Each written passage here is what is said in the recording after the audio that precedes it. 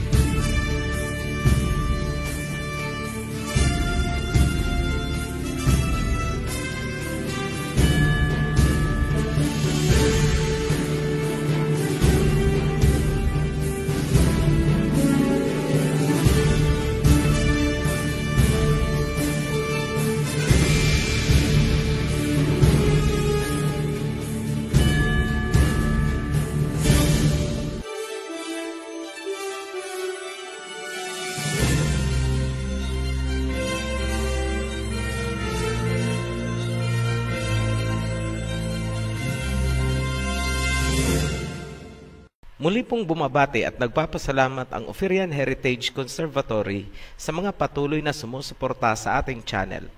Sa mga new subscribers, welcome home to your heritage. Isang paalala para sa mga bagong tagapanood, panoorin nyo muna ang ating orientation video para alam nyo ang tamang sunod-sunod ng mga series.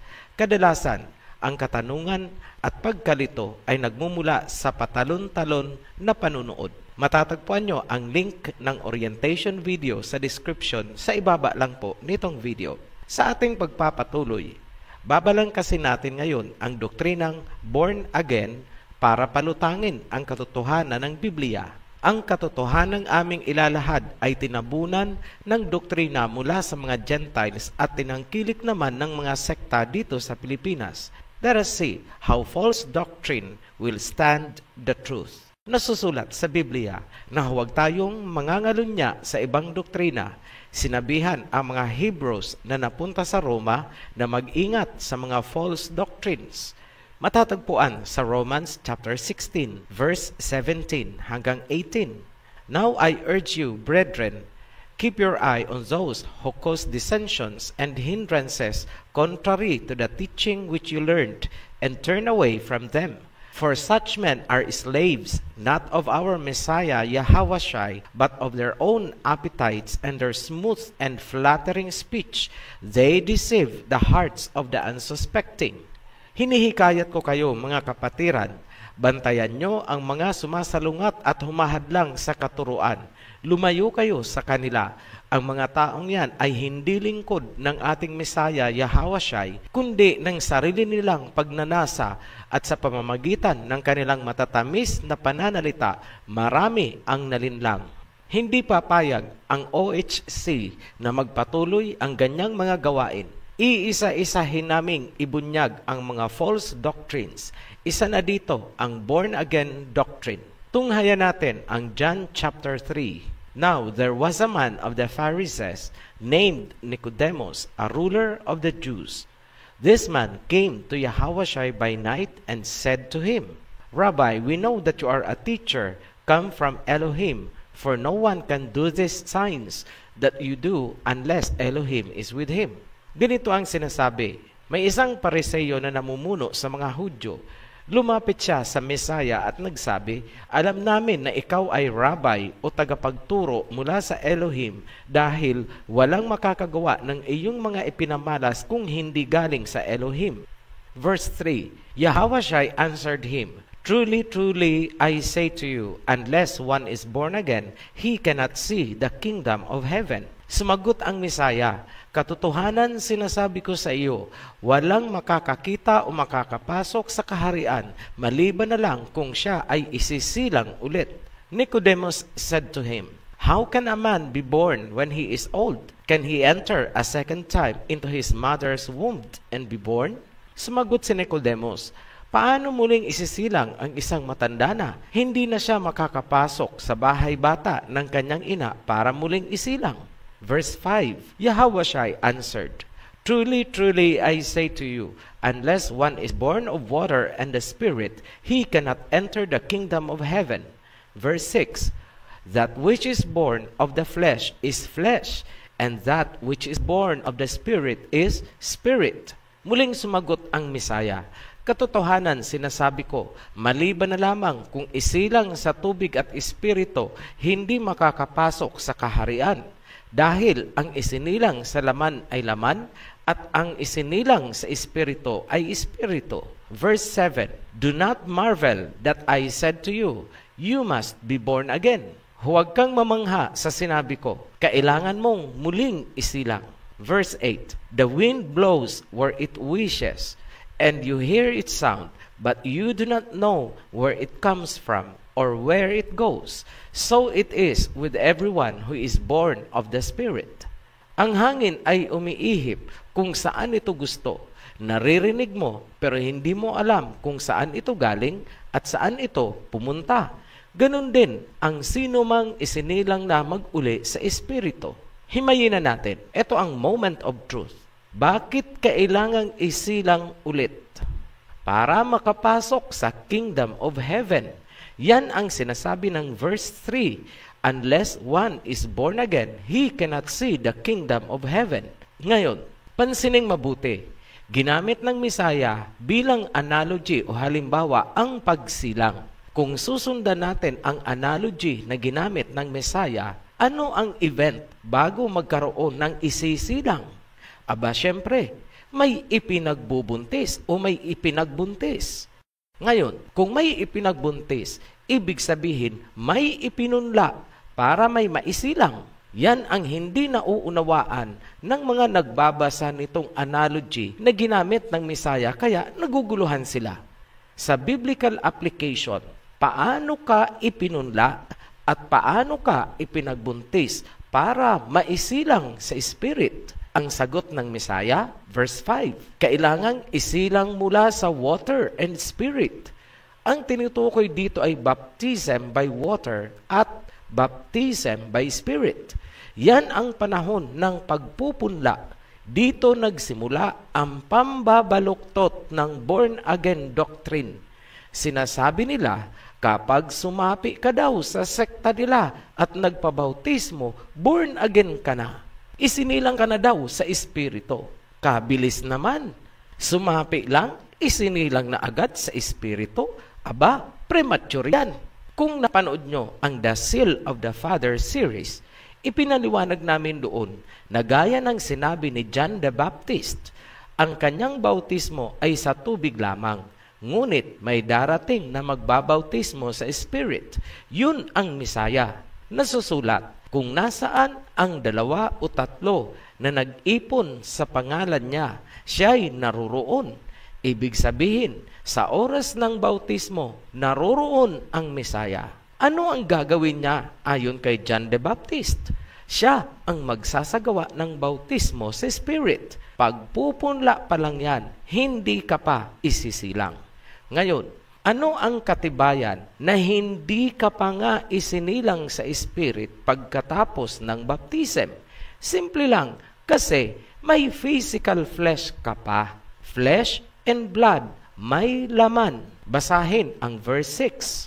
That which is born of the flesh is flesh, and that which is born of the Spirit is spirit. Ano ang sinabi? Ang isinilang ng Spirit ay spirit. Ngayon, pagkatapos ng baptism, ikaw ba ay naging spirit being na? Hindi. Wala ka na bang flesh? May laman ka pa rin. Flesh and blood ka pa rin. Ibig sabihin, hindi ka pa isinisilang sa Spirit. Klarado. Kaya, itigil nyo na ang ipinangangalandakan yung born again na kayo. Dami ng alinlang sa doktrinang ito. Ituloy natin ang pagbabalangkas. Bakit kailangan nating maging spirit body kung nais nating makapasok sa kingdom of heaven? Sinagot yan ng mas malinaw sa 1 Corinthians chapter 15, verse 50. I tell you this, brothers, flesh and blood cannot inherit the kingdom of heaven, nor does the perishable inherit the imperishable. Malinaw, kailangan mong maging spirit being dahil ang flesh and blood ay hindi makakapasok sa kaharian ng langit. At para hindi tayo malito, inilarawan ng Misaya kung ano ka after mong maging born again sa Spirit. Verse 8, the wind blows where it wishes, and you hear its sound, but you do not know where it comes from or where it goes. So it is with everyone who is born of the Spirit. Malinaw ang salita ng Misaya. Parang hangin ang mga naging born again sa Spirit. Maririnig mo, dumarating, pero hindi mo alam kung saan galing at saan pupunta. Ibig sabihin, ang isang born again in spirit ay invisible. Spirit, walang flesh, walang blood. Yan ang pinaka-hallmark o pinaka-palatandaan ng pagiging born again. No flesh, no blood. Dahil ang flesh and blood ay hindi makakapasok sa kaharian. Napakasimple lang, di ba? Ngayon, paano mangyayari ang pagiging born again o yung pagpapalit ng katawan mula sa pagiging flesh papunta sa pagiging spirit body? Makinig kayong lahat. Ito ang katotohanan na malamang hindi itinuturo sa inyo. 1 Corinthians chapter 15 verse 36. You foolish person, what you sow does not come to life unless it dies. Sa verse 44, it is sown a natural body, it is raised a spiritual body. Tagalogin natin. Bible po itong nagsasalita, hindi po tayo. Mangmang na tao, ang ipinunla ay hindi mabubuhay, maliban na lang kung ito ay mamamatay muna. Verse 44, ipinunla ito, physical na katawan, ito ay mabubuhay sa spiritual na katawan. Maliwanag ang pagsilang sa atin sa spirit upang magkaroon ng spirit na katawan ay mangyayari kapag tayo ay muling binuhay mula sa pagiging patay. Mamamatay muna ang physical na katawan para ito ay maisilang sa espiritong pangangatawan.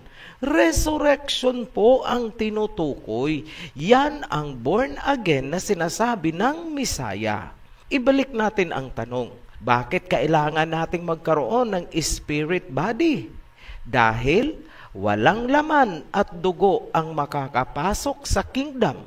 1 Corinthians chapter 15 verse 50. Ganyan din ang sinabi ng Messiah sa John chapter 3 verse 3. Unless one is born again, he cannot see the kingdom of heaven.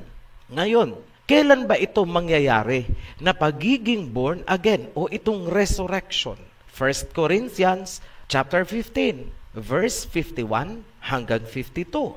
Behold, I tell you a mystery. We shall not all sleep, but we shall all be changed.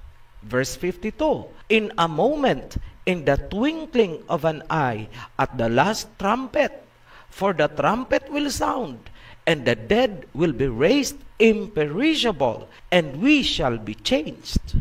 Tagalogin natin, hindi lahat ay mamamatay.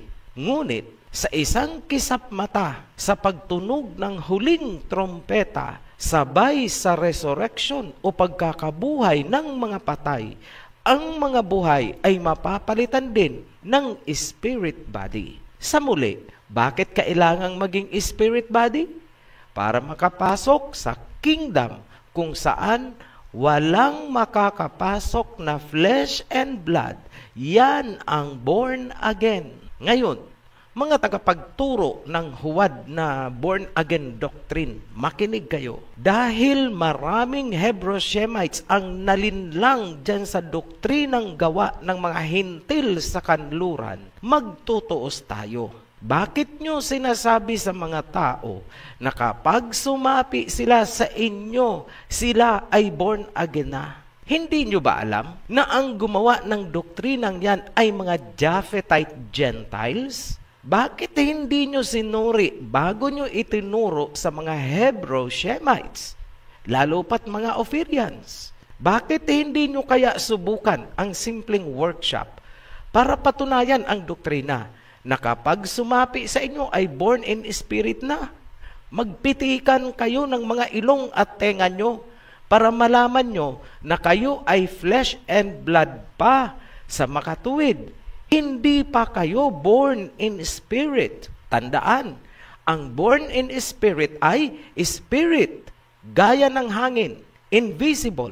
Ngayon, para sa mga members na naunawaan itong sinasabi namin, gumising kayo.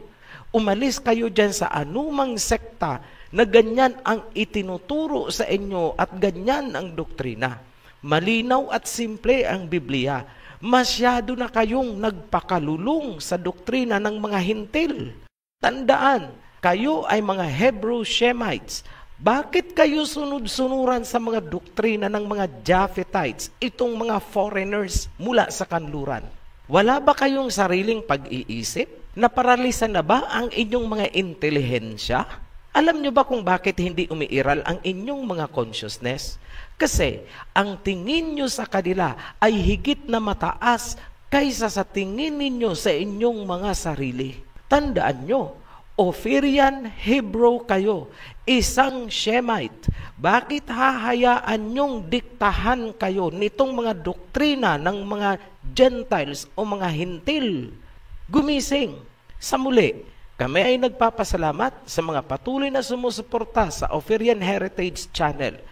Para sa new subscribers, welcome home to our heritage. At para sa inyong lahat, be blessed. Shalom. Maraming salamat po sa inyong pakikinig at panonood ng video ito. At kung kayo po ay may natutunan, paki-like and share na rin po. At nasa baba po ang ating link para po sa inyong mga komento. Salamat po.